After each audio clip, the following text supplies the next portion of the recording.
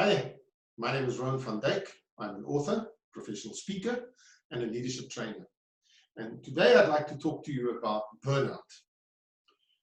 And I specifically want to look at the 5 ways that a relational leader can help to prevent burnout in the way that they act, in the way that you perform your duties as a leader.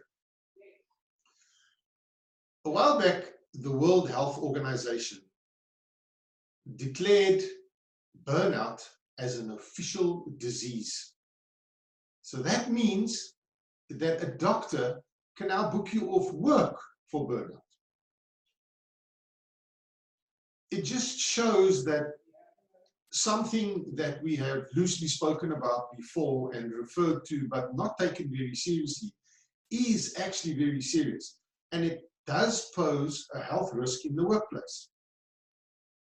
So you as the relational leader are in a position to lead your team in a way that you can minimize the chances of burnout. So let's look at 5 things that you as a leader can do that would help to prevent burnout. The first one is selective task allocation. A team is a group of individuals with various skills that are not necessarily always the same, and we need these skills in a combination to be able to achieve the objectives of the team. So each person has their own function and their own role that they play, which means that each person has to perform a certain task. Now you need to allocate those tasks in a way that align to the capabilities, to the capacity, to the skills of the individual. I love using music as an example. So if you look at previous talks and where I talk about a band cannot function properly if it doesn't have a drummer and a guitarist and a keyboard and the rest. But the problem is that if you're a drummer and I make you play keyboards, I'm putting you under a lot of stress because firstly, you feel that you can't do it. You probably can't do it. And as a result, it causes a lot of anxiety and tension. So in the same way as a leader, when you are allocating tasks and you are dishing out work to your team, make sure that you give the right job to the right person so that their skills and their capabilities match whatever task it is. If you are doing that, you are not putting additional strain and stress on the person, and chances are that you would help to minimize the chance of burnout in the team and that particular team member. The second point, or the second action that you as a leader can take that can minimize burnout, is to make sure that you give adequate recognition.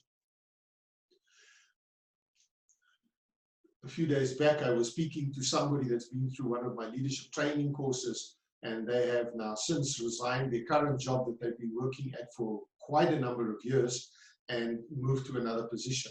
And in the discussion, it came out that this person said to me several times, it's not that I wanted an increase, it's not that I wanted to be the boss, I just wanted somebody to show that they recognize the input that I'm giving.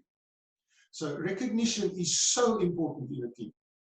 If somebody is doing a good job, tell them that they're doing a good job. Us as humans always have this desire to know that we are doing well.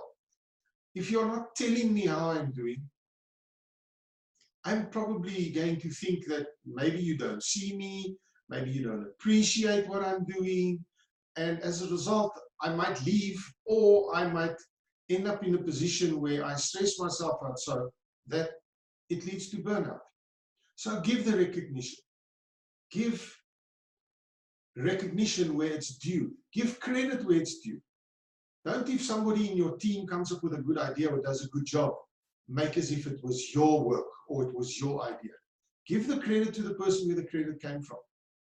You will be a much bigger person and they will trust you a lot more. And you will be recognized a lot more if you give credit to the person that actually came up with the idea and don't try and steal their credit. So make sure that there's adequate recognition. Team cooperation. The team needs to appreciate one another. The team needs to cooperate with one another. The team needs to gel. This only happens if relationships are being built. Back to my band scenario. The drummer needs to know that the keyboard is playing the correct tune and that they are giving the correct rhythm. The guitarist needs to know that the drummer is giving exactly the correct rhythm and that the keyboard is playing in the same key they're playing in, because otherwise it's not going to gel. You're not going to have a hit record. The song's going to sound like a mess.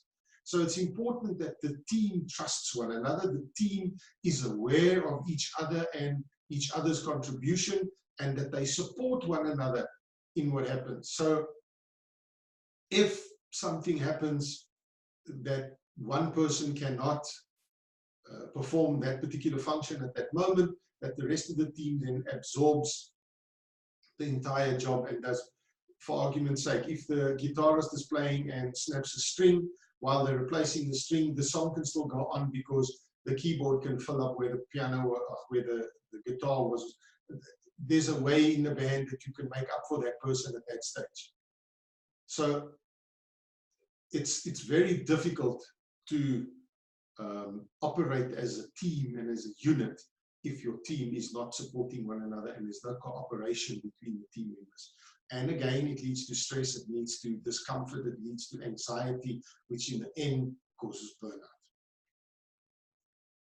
The fourth point is you need to be fair as a leader. You can't take sides, especially in conflict situations. You cannot take sides, no matter how neutral you think you are. But if you come across as taking sides, it's going to cause major division in your team. And people are going to turn around and be of the opinion that you prefer one person to the next person. So be very careful, especially when you're dealing with conflict, to stay as neutral as possible. Don't let it look as if you're taking sides. I know sometimes perception is a crazy thing and people think that you are taking sides, but you are not.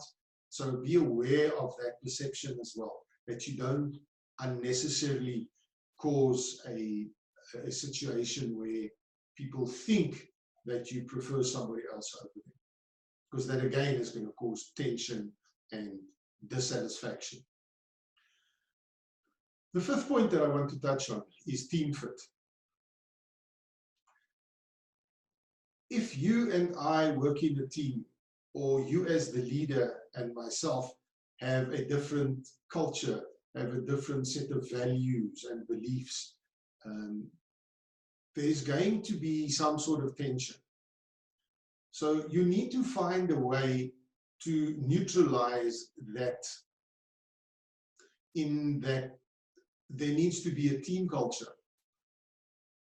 Or first prize would be that when you appoint people that have the same fit, team fit, that have the same culture, that sort of think the same way that you do, so that you don't have this clash or this tension going forward.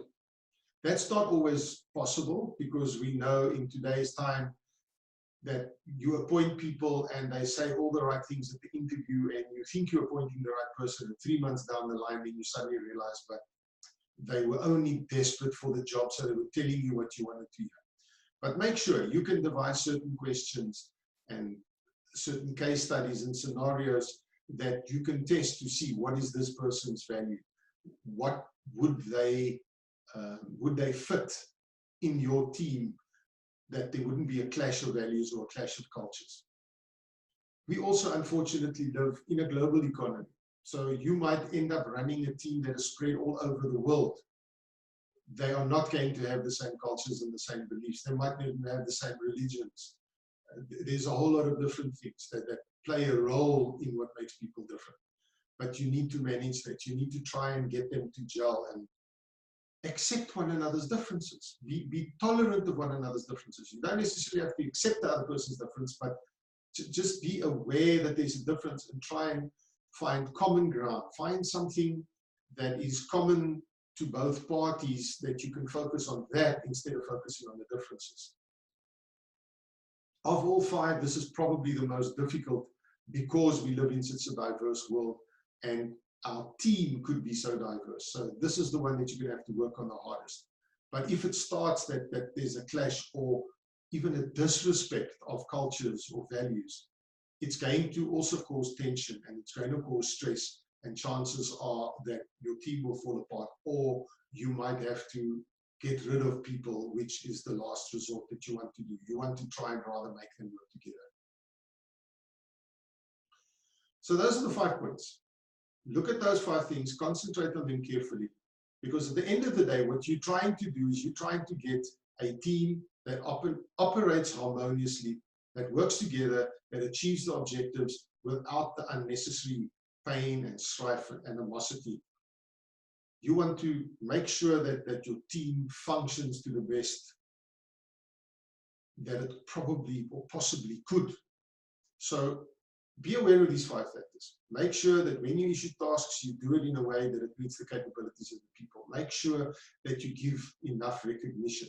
Make sure that your team cooperates and supports one another.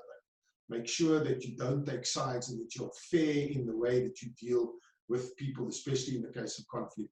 And as far as possible, trying to get a team fit as far as cultures and values and beliefs and that are concerned. If you like this content, please subscribe to my YouTube channel, and remember to click the bell icon so that whenever new videos or new content gets released, you will be informed immediately. Thank you very much.